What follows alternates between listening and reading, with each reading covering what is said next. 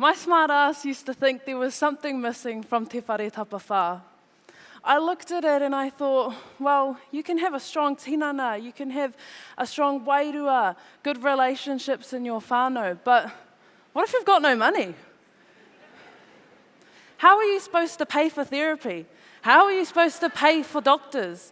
How are you supposed to pay for things to achieve this health? So I thought, we've got to have some type of 5-walled whare to incorporate pūtea. I honestly thought I was onto something really big here. And I spoke to a lot of people about this, and I learned some things in this. Where some Māori don't participate in te tauhou Pākehā, I used it as an opportunity to try again for all the goals I didn't achieve in te tauhou Māori. So what I would do is I would put up te whare tapawhā, and I would just add an extra category.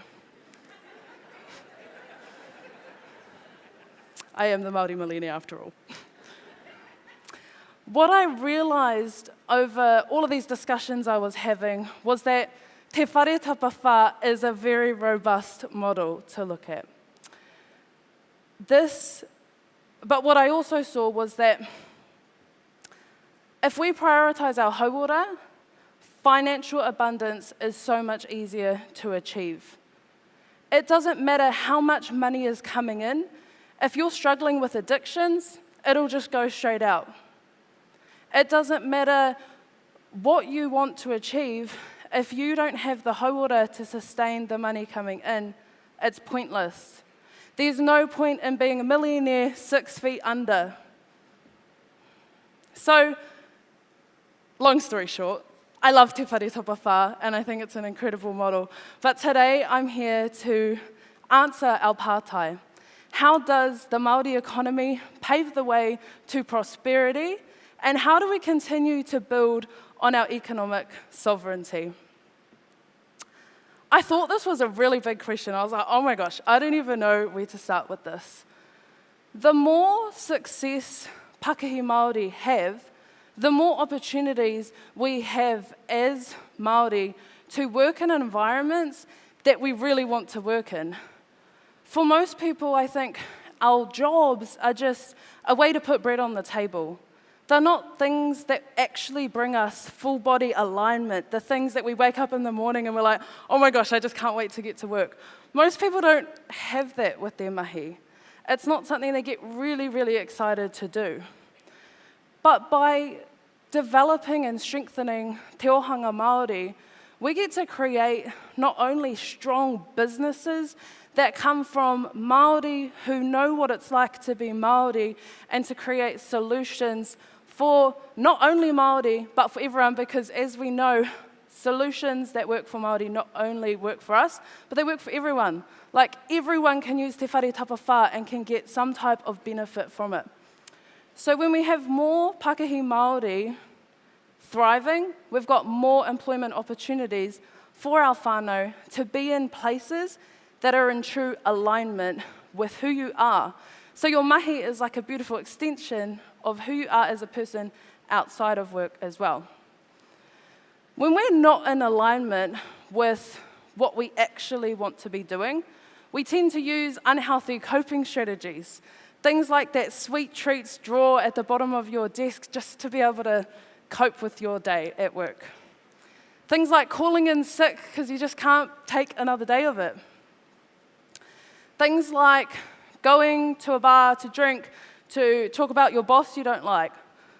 Sorry, I think people call that debriefing the workday. These are normal coping strategies for misalignment, for things we don't actually want to be doing. But through investing and strengthening te ohanga Māori, we not only get to create new work environments that our whānau actually want to be in, the type where you actually come to mahi with incredible ideas because you're like thinking about it outside. You're like, oh my gosh, I can't wait to go and share with, my whanaunga, who's my boss. I get to share with them this idea I had of how we can create better solutions for what we're working on. It's no longer just a job. It's something that brings you joy. It's something you get excited to do. When you're in alignment, you have more energy. And when you have more energy, you have the ability to focus on building more prosperity. When we're living and working in te ao Pākehā, and we experience this misalignment, sometimes we have to be a little bit self-centric to get forward, to be able to take leaps in our career. Because if you don't, sometimes you might miss out on things, pay rises or opportunities. But this thinking that there isn't enough space for us to all win, that there isn't enough space for us to all thrive, that comes from scarcity. And that scarcity thinking, it isn't Māori. It's not ours. It doesn't belong to us. But it came to Aotearoa through colonisation. When our whenua was stolen, crops were destroyed, and our people were hurt. Before this, we lived in abundance. There was more than enough to go around. We thrived together, we collectively owned, we did as a collective, and we thrived as a collective. We continue to build on our economic sovereignty by harnessing the collective. In this room, in our community, in our iwi, we have the answers to every single one of the problems that we are navigating. The Māori millionaires, the administrators, the lawyers, the doctors, throughout our community, we have the skill sets, we have the knowledge, we have the mātauranga to create solutions for everything that we're navigating. We also have that power within ourselves, within our puku, our intuition that connects us not only with our highest selves, but also with our tūpuna. When we can actually leverage this and we can listen to our puku and listen to our intuition, that is when great things will happen. We can also harness the power of our tūpuna, who were trailblazers, pioneers, like entrepreneurs at its finest. Like in the early 1700s, when Māori taught Pākehā how they could use harakeke and turn it into rope, and then a booming trade in flax fibre was born. We've got the answers within our communities. Tonight, e te whānau, I have 4 key takeaways that I want you to take home into your whānau. I want you to wānanga these. I want you to take some notes so that you can actually use these moving forward. Number 1, ahakoa te aha, no matter what. So we've either experienced scarcity or we've not seen abundance. And so that is, for most of us, our comfort zone. That's what feels safe. To our logical mind, of course, we all want to be Māori millionaires. But that is outside of our comfort zone. So we say things to keep us safe. Things like, rich people are greedy. But it's not true, because money amplifies who you are before you have money.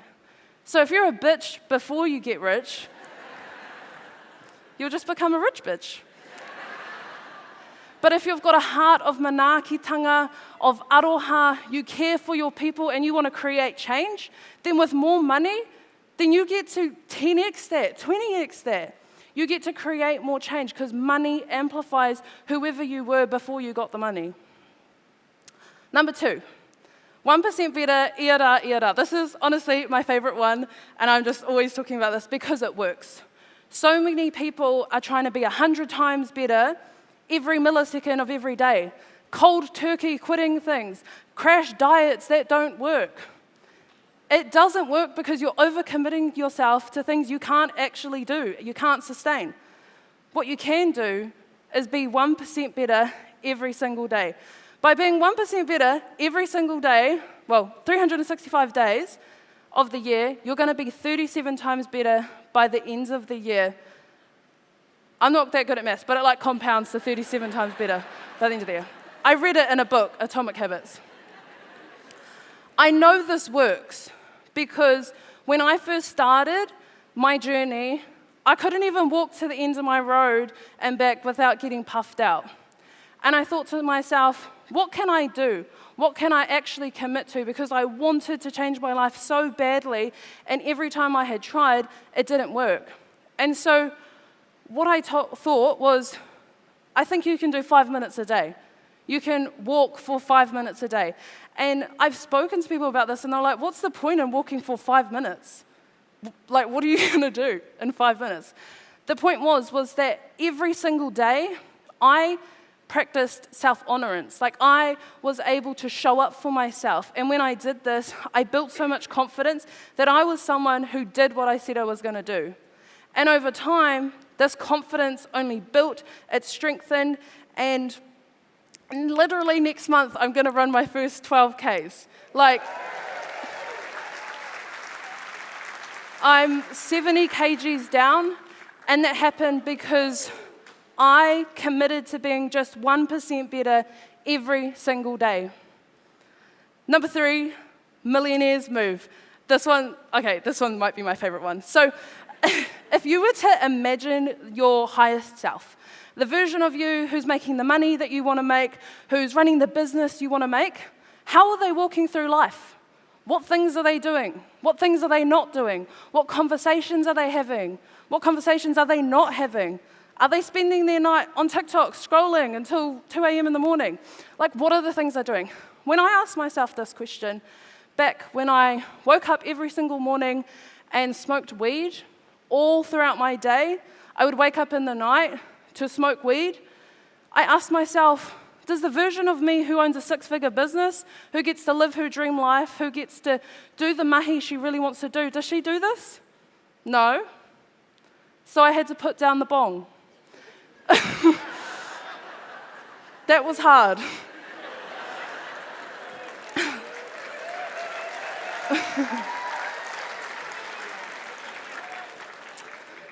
My ex told me that when I was asleep, I literally would reach over onto the bedside table and pick up my vape and have a vape while I was asleep. And I asked myself, is this the stuff you're doing? Like, when you have your dream life, when you're able to work with the people you want to work with, when you're on stages inspiring people, is that the stuff you're doing? No. So I had to put the vape down as well. I know there's something that's come to your mind right now that you're like, I need to put my thing down. Or there's something you might need to pick up. It could be starting a business you want to start. It could be literally whatever it is. There's a millionaire move that you're not making right now that you need to be making. Aha ko te aha, 1% better, and millionaires move. These are 3 key concepts that I speak about in my Puka Puka, which is the first ever personal finance book with a Māori author, which is, we're launching in June. I'm so excited for this. But it's open for pre-orders at the moment, if you have a look.